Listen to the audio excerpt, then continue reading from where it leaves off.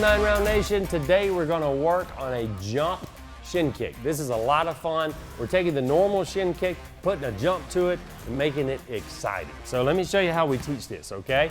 Drew's in a traditional orthodox stance. Orthodox means he's a right-hander, okay? He's got his right hand in the rear. Now your shin kick, when we put the jump to it, he's going to be kicking with his front leg. So the way I like to start this is in two simple steps. The first step we do is say, Drew, we're going to pick up our rear knee, and we're going to use our rear knee to help get us off the ground. Now, initially when we started though, we're not coming off the ground. We're just showing him two simple steps. So step one would be knee up. Now step two would be hop, kick with the leg you were standing on. Okay, let's watch him do that again. Step one, knee up. Step two, hop and kick.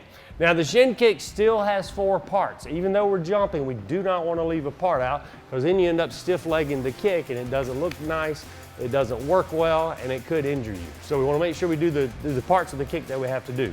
So let's watch one more time as we do it slow before we speed it up. So he picks the knee up. 1, 2, hop and kick, just like so. Now if we sped that up, speed it up, Drew. 1, 2, boom, boom, just like so. Again.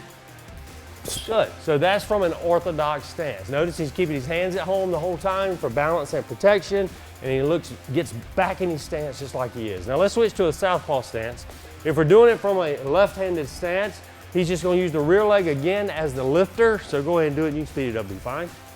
Boom. So the rear leg is used for momentum to bring him off the floor so he can throw the jump shin kick with the front leg. Do it once more.